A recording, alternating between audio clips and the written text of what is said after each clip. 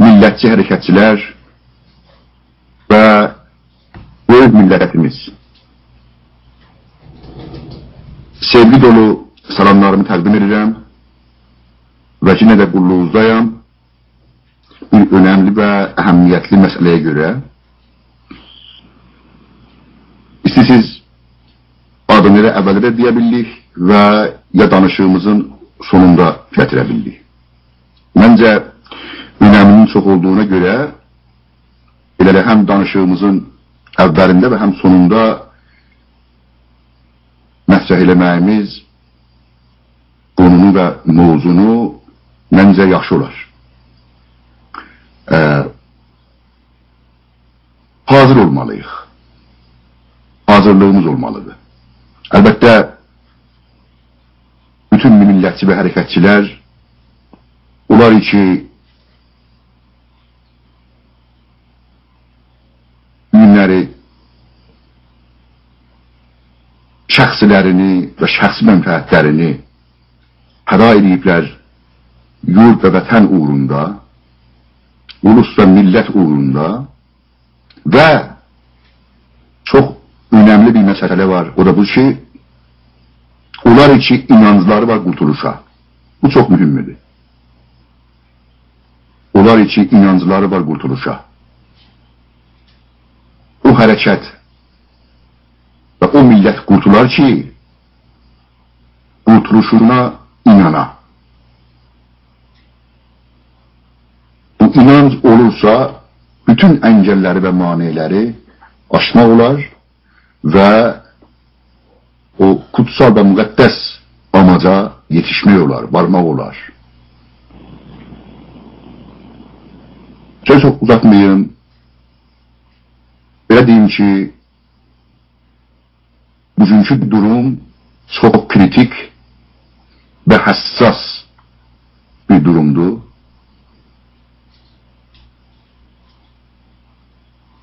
Doğal olarak belə durumlar çok zamanlar olmur.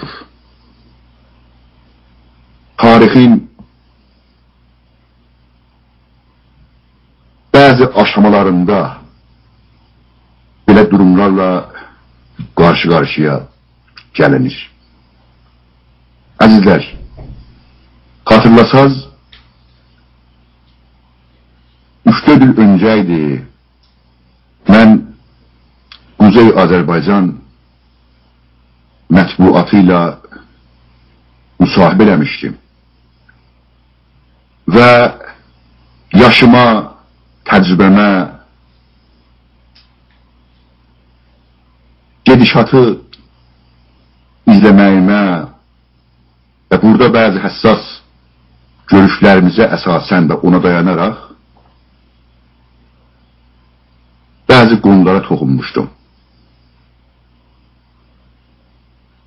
Bu da buydu ki, Kuzey Qafqazlar, Güney Qafqazlar, Qafqazlar deyəndə bu istilahdır.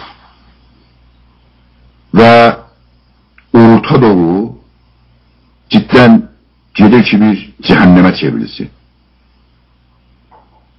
Ukrayna'dan atır, NATO'ya koşulsun ve Rusya buna maniydi ve engeldi. Yavaş-yavaş da bu mani olmaklığın üzə çıxadır ve pratik olarak Ukrayna'nın karşısında da durur. Ve çeşitli yollarla tehdit edir Ukrayna'nı. Gürcistan dadıb qulluğun və köləliyin və müstəmirə olmaqlığın dadını və bu mövqeyyətdən yararlanmaq istəyir və özünü bir böyük gücə bağlayaraq sigorta etmək istəyir ki, bir daha o qutub Siberiya ayısının qanlı dırnaqları arasında tutuklanmasın və əsir düşməsin. Abxaziyada, Osetiyada bilirsiniz, savaşlar var, döyüşlər var. Qarabağ məsələsini bilirsiniz, maalesef şərəf və heysiyyətimiz sayılan məzlum Qarabağımız 16-17 ildir Rus, Erməni və Fars işbirliyi ilə və əlbəttə ki, bunların kölələri və qulları və nökərləri Kuzey Azərbaycanda bunların işbirliyi ilə Qarabağ işğaldadır. Və bunu məncə Rusa, Farsa baş əymiş və onlara bağlı olan və onların mənafeindən bütün varlığıyla müdafiə edən Kuzey Azərbaycan hakimiyyəti Qarabağı qurtarmaq istəmir və qurtaramayacaq. Amma millətimizin Kuzey Azərbaycanda yaşayan hissəsi heç zaman o müqəddəs və məzlum torpaqların murdar ermənilərin işğalında qalmasına izin verməyəcəklər. Və Əfqanistanı görürsünüz, Pakistanı görürsünüz, Əraqı görürsünüz, Türkiyədə olan problemləri görürsünüz. Bu məntəqənin durumudur, genel durumudur. Və zaman izin verməz, icazə verməz, imkan verməz ki, biz bunların ayrıntılarına, cüz'iyyatına toxunaq. Mən yavaş-yavaş gəlirəm, yetişəm o sonuca və o nəticəyə ki, nədən daha dəqiq, daha çox hazır olmalıyıq. Əzizlər, baxınız,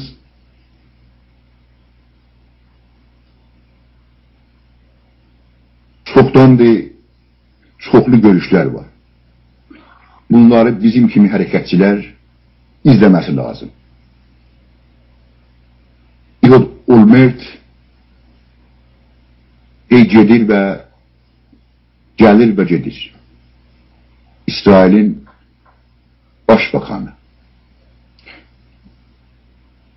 Dikçeni bilirsiniz, az müddət öncə bölgədəydi. Bilirsiniz, Mısır'a, Orduna, İsrail'e və sonra Türkiyəyə getdi. Və çox əhəmiyyətli danışıqlar apardılar, görüşlər geçirdilər. Və ondan qabaq İran buradaydı. Və gene de ondan sonra İran geldi. Ve sonra bilirsiniz Amerika'nın prezidenti George Bush bir daha bölgeye gitti ve çok önemli savlar ve mesajlar bıraktı. Hemen biraz diplomasi ve politika açısından çok dikkat etmek lazımdı ve hassas olmak lazımdı bu cür gediş gəlişləri. Hemen dincəlmədən George Bush yetişmədən gene de İran bu günlər Amerikadadır. Və belə ərz edeyim ki, bir ildir Amerikanın B2 uçakları bizim məntəqəmizdədir, bizim bölgəmizdədir. Və önemlisi budur ki, bunlar daha çox müddət, daha uzun müddət havada qalmaq üçün camid, yanmaye, benzin olmayan, yanacaq deneməkdeydiler. Yani imtihan ve azmayış eləməkdeydiler.